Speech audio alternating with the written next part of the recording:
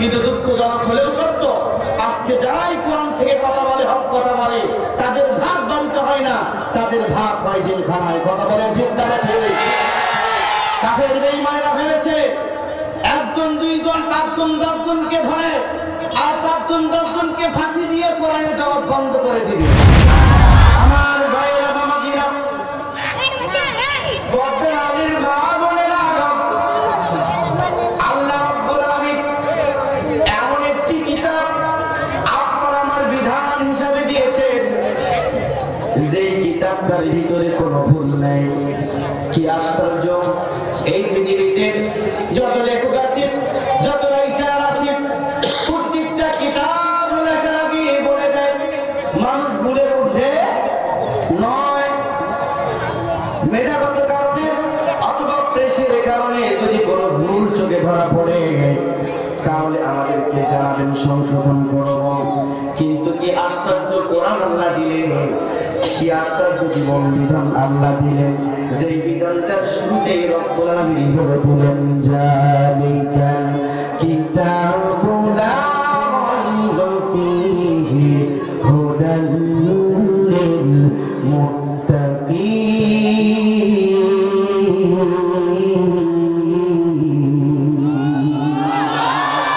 আল্লাহ বলছেন পৃথিবীর মানুষ কেন কোরআন পড়বে, কেন আমল করবে? এমন একটি কিতাব তোমাদের গাইডলাইন হিসাবে, জীবন বিধান হিসাবে দিয়েছি, যেই কিতাবটার ভিতরে কোনো ভুল নাই। লা রাইবা ফীহি আই লা শাক্কা ফীহি, কোনো ভুল নাই, কোনো সন্দেহ নাই। জোরে বলুন তো এটি স্বীকৃতি দিয়েছেন কে? আরবে কোরআনুল কারীম নাযিল করেছেন। আরবের ভাষা, মানুষের ভাষা ছিল আরবি, তারা আরবিতে পণ্ডিত ছিল। আল্লাহ রাব্বুল আলামিন তদানীন্তন ইহুদিদেরকে চ্যালেঞ্জ ছেড়ে দিয়েছে, ও ইহুদিরা, আমার রাসূলের উপরে যে কিতাব নাযিল করেছি ওর উপরে যদি কোনো সন্দেহ থাকে, কোরআন থেকে প্রত্যেকটি সূরা বাছাই করো, ওরকম একটি সূরা বানিয়ে দাও যদি তোমরা দাবিতে সত্যবাদী হও। আল্লাহ বলেন, ওয়াইন কুনতুম ফী রাইবিন মিম্মা নাযালনা আলা আবদিনা ফাতু বিসূরাতিন মিন মিথলি ওয়াদউ শুহাদাআকুম মিন দুনিল্লাহ ইন কুনতুম সাদিকিন। আল্লাহ কাফের বেঈমানদেরকে ডাক দিয়ে বলেন, ইন কুনতুম ফী রাইবিন মিম্মা নাযালনা আলা আবদিনা, আমি আমার বান্দা তথা রাসূলের উপরে যে কিতাব নাযিল করেছি, রাইবিন মিম্মা, যদি সন্দেহ থাকে তাহলে কোরআন থেকে একটি ছোট্ট সূরা বাছাই করো, সূরাতুল মিথলি ওয়াদউ শুহাদাআকুম, এবং তোমার সাহায্য করি বন্ধু বান্ধবকে ডাকো, সবাই মিলে গবেষণা করো, গবেষণা করে একটি ছোট্ট সূরার মতো একটি সূরা বানিয়ে দাও যদি তোমরা দাবিতে সত্যবাদী হও। আল্লাহ বলছে, ফাইলাম তাফআলু ওয়ালাম তাফআলু, চেষ্টা করে দেখো, পারবে না, কখনোই পারবে না, কারণ এটা কোনো মানুষের কথা নয়, যার কথা আওয়াজ দিয়ে বলেন তিনি কে? কোনো ভুল নাই, আল্লাহ নিজেই শিরোনি দিয়েছে।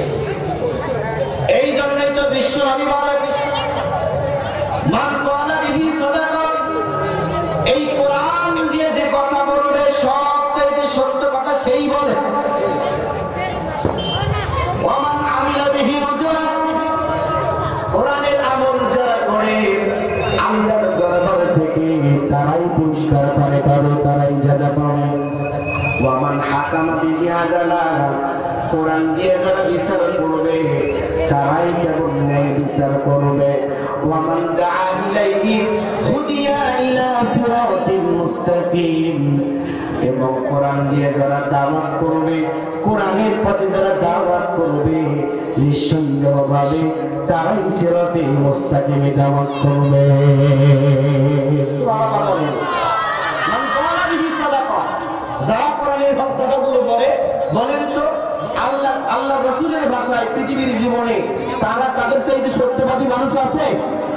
কথা বলেন, তাদের চাইতে সত্যবাদী মানুষ আছে? না। কিন্তু দুঃখজনক হলেও সত্য, আজকে যারাই কোরআন থেকে কথা বলে, হক কথা বলে, তাদের ভাগ বাড়িতে হয় না, তাদের ভাগ হয় জেলখানায়। কথা বলেন ঠিক না ঠিক? কাফের বেঈমানেরা ভেবেছে একজন দুইজন পাঁচজন দশজনকে ধরে আর পাঁচজন দশজনকে ফাঁসি দিয়ে কোরআনের দাওয়াত বন্ধ করে দিবে।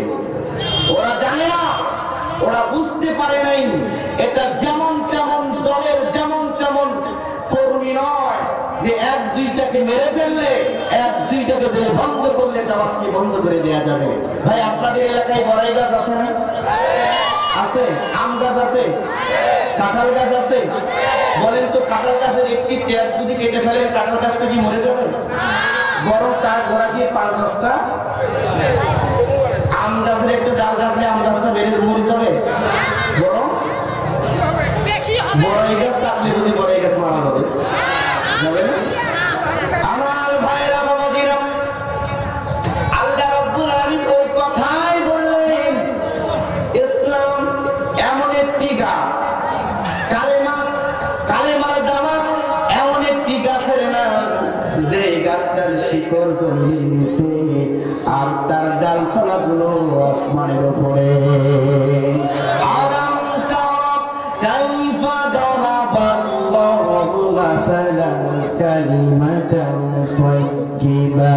তাইয়্যিবাতান কাশাজারাতিন তাইয়্যিবা আসলুহা সাবিতুন ওয়া ফারউহা ফিস সামা।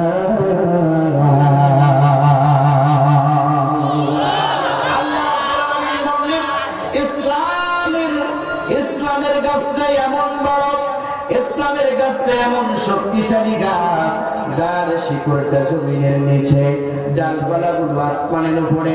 সুতরাং ওই ডালপালাগুলো হলো দাওয়াতি কাজের কর্মী, কোরআনের কর্মী, ইসলামী আন্দোলনের কর্মী। একজন দুইজনকে যদি বন্ধ করে রাখো, একজন দুইজনকে যদি মেরে ফেলো, আল্লাহ বললেন ওই গাছ কোনদিন মরবে।